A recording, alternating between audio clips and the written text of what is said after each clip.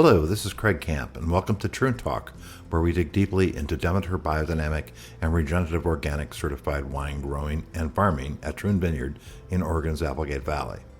This is meant to be a podcast for those that aspire to, as the Regenerative Organic Alliance says, farm like the world depends on it. These interviews will be focused on our work here at Troon Vineyard, but will also include the work of other farmers committed to regenerative agriculture. And now for today's interview.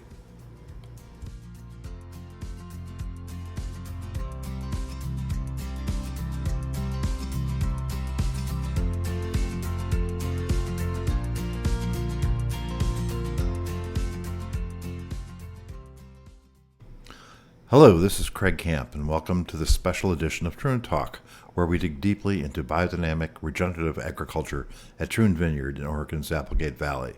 In this episode, we are sharing the audio portion of our new video with winemaker Nate Wall and assistant winemaker Hannah Thorning about the complex process of installing Nomblot concrete tanks at the winery this month and how we plan to add them to our palette of winemaking choices.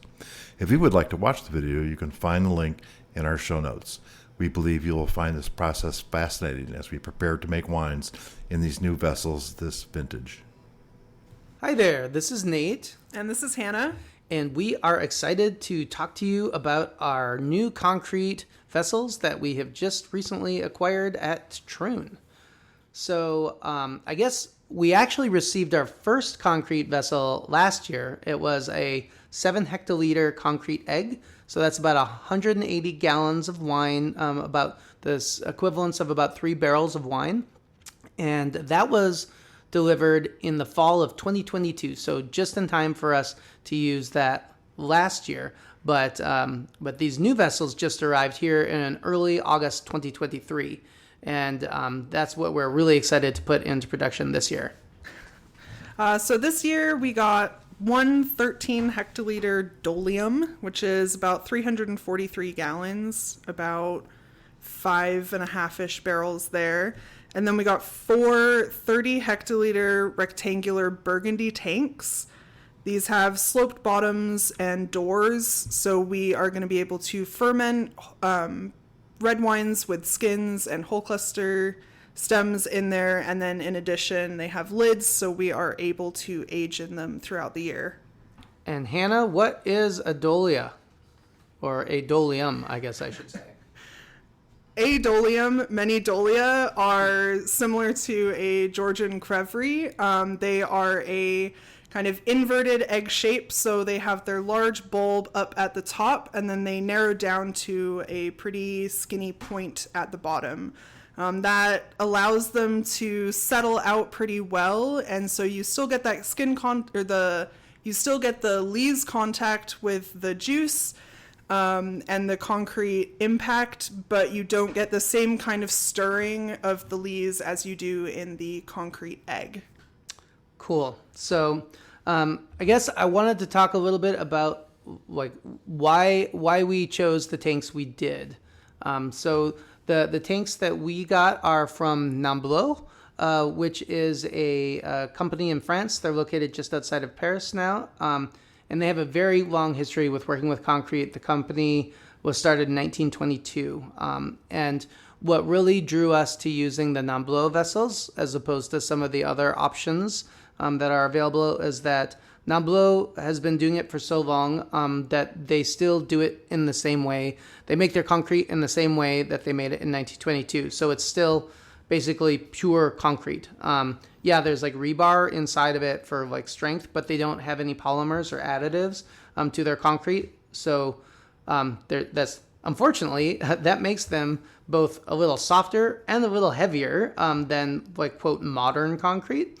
And that's why unloading them and getting them into place is so complicated. But that purity, it's also, they're more like elemental, right? It's just the pure concrete, the rock, and that also allows them to breathe. So some other concrete makers who use these like not plasticizers, but hardeners or other types of additives, which allows them to make a lighter, stronger concrete, but that also makes it a lot less pervious. And those vessels cannot breathe allow for the gas exchange in the same way as the Nomblot vessels. So we decided to go with the Nomblot, just the proven track record and kind of that purity behind their construction. So we wanted to bring concrete into Troon because we really believe in the purity of fruit coming in from our vineyard, having the truest expression of what we are achieving in the vineyard with our biodynamic and regenerative organic farming practices, bringing all of that beautiful fruit into the cellar and just letting it speak in the way it wants to. So we already use neutral oak in our wines to highlight what we're doing out there. But that's still, you still have some oak influence from that. And as we can see in our wines, even with our very mature neutral oak that we use, we can still get some of that oak influence. And so concrete is truly flavor neutral and will allow that purity of fruit to come through.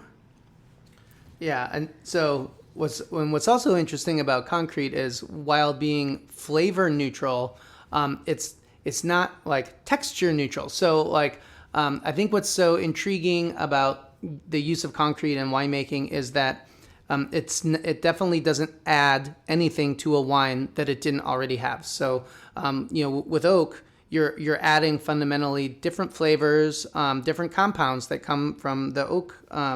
The oak tree, the wood itself, are being added as basically a flavorant, into wines, and we like those flavors, right? Or many people do, but that is coming from outside the grape. So what the concrete then allows is, like Hannah was saying, that purity of fruit, but then it does allow for a lot of these different reasons. It allows for like a modification of the texture of that wine. So the porosity that I was just talking about, one of the reasons we went with Nomblot is allowing that gas exchange. That is going to help with softening the tannins and really in the same way, I guess Nomblot feels that the concrete has about the same porosity as our neutral oak barrels. So we'll still see that slow and steady influx of oxygen, which helps to kind of soften the tannins as they age in that vessel. And then you get this textural element that seems to come from concrete vessels, is just this kind of breadth and weight, particularly in the mid-palate of wines, just seems to add this nice texture element there. Another benefit of concrete is how heavy it is, how thick the walls are, and how much concrete there is between the wine and the environment outside. So we get these incredibly cool, long ferments, and that's exactly what we like here at Troon. We like these long, slow ferments that allow us to do a really slow extraction of flavors, colors, tannins from the wine, and the concrete is just going to help do that. Yeah, so in many ways, concrete is kind of like the opposite of a stainless steel tank. You go into wineries and like the kind of common image nowadays is, this bank of shiny stainless steel tanks. And they're useful for sure. We use stainless steel tanks for our blending when we blend the wines right before bottling. But stainless has great thermal properties if you want to control the temperature. Like if you want to heat something up or cool it down, metal heats up and cools down very quickly.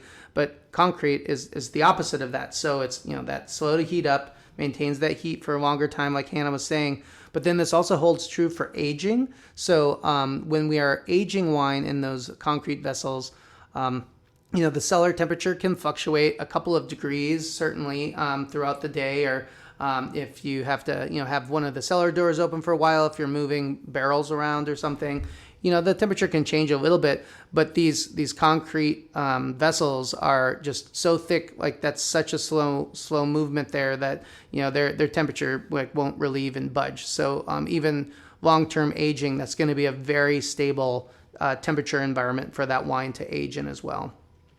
It's going to be really fun having so many different kind of shapes of concrete tanks in our cellar now. We started off with the egg, and that really kind of causes a convection in the juice in there, keeping all of those lees really suspended up in that wine and really adding to the textural depth of that wine. But now we're going to have the Dolium, and that's going to just completely change, that cycle of sediment in there and kind of how the wine is interacting with those lees. We're going to have these rectangular tanks that are going to be fermented and aged in, and will kind of, again, add a different aspect to some of our wines there. So it's going to be a really fun year getting to play around with all of these new tanks and new fruit.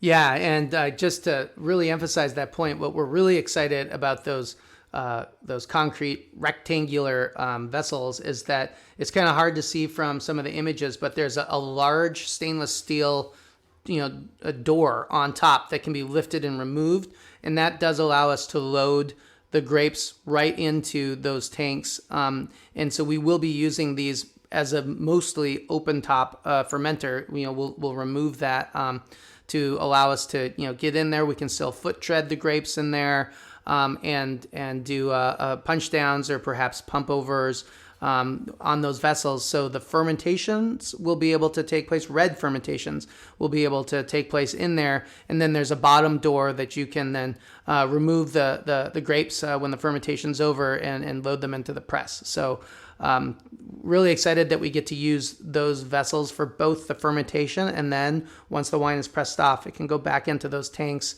and get sealed back up to age. So very, very versatile to be able to use those tanks all year. So we've talked a little bit about some of the properties of concrete, in particular the fact that they're heavy. These tanks, as you can see, are big, and they're also breakable. So that is why there is a lot of steps to get them from Nomblot into the winery at Troon. This all starts in France as those vessels are loaded onto a container ship.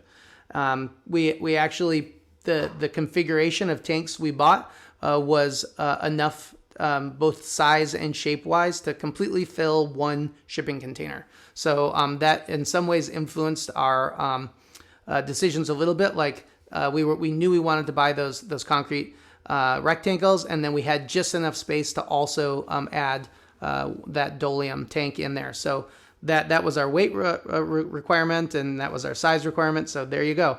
One full shipping container of concrete vessels bound for the U.S.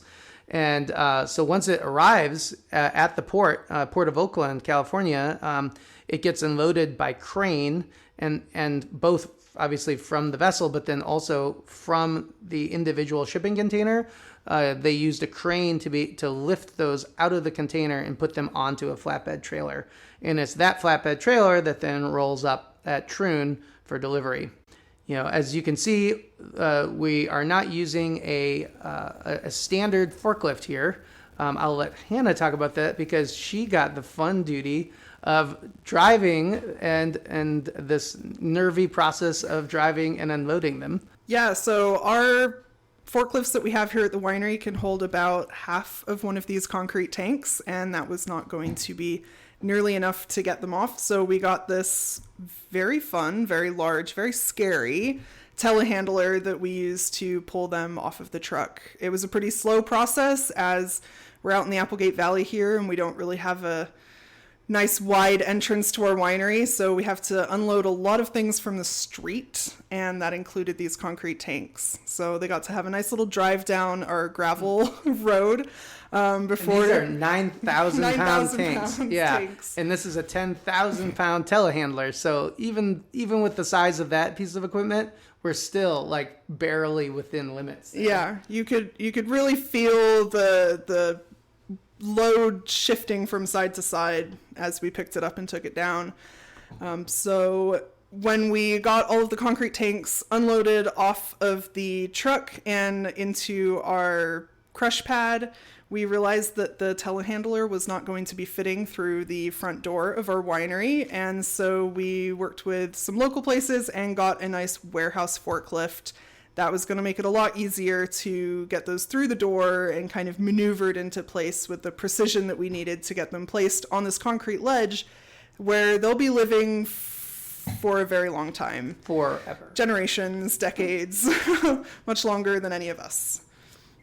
Yeah, and even with this this kind of large capacity warehouse forklift, driving those tanks in, there was still about maybe 2 inches to spare on each side of the tank as it went through the door. So that was exciting as well, getting it through that door. And then then you place 9,000 some odd pounds down on some 4x4s so that you can then spin the forklift around and come in from the other side to be able to place them finally onto that concrete platform that we have there, that elevated platform. And you end up, now you've got this thing flat on the forks, and you can't just set it down. It's because the forks are in the way. You need to be able to set it down and drive back out. So you end up creating this weird little lever of like putting some wood in the middle so you can kind of set it down at an angle and pull out a little ways, and then kind of like set the back down, and then like use the forklift almost as a small crane to lift from the top of the vessel. There's some lugs up there that you can use lifting chains and lift the vessel up so you can pull those blocks out and then gently set it back down.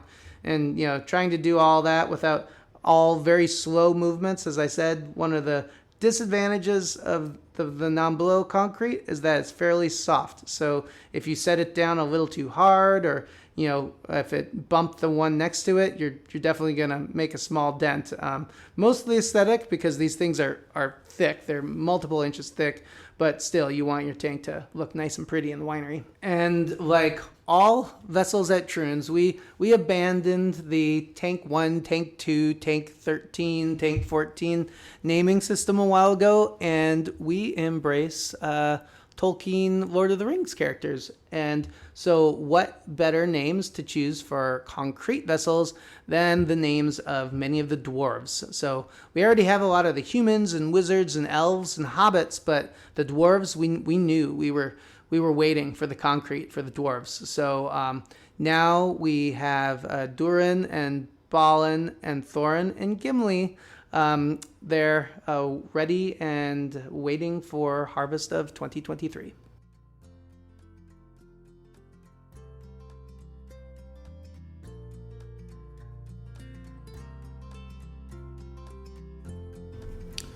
We are happy to share this podcast from Troon Vineyard, a Demeter biodynamic and regenerative organic certified winery in Oregon's Applegate Valley. We farm like the world depends on it by growing produce in our gardens and naturally crafting authentic wines. We will be sharing these in-depth podcasts several times a month. To learn more, I encourage you to visit our website at troonvineyard.com and those of the Regenerative Organic Alliance at regenorganic.org and Demeter Biodynamics at demeter-usa.org. Thanks for sharing our voyage to regenerative agriculture with us.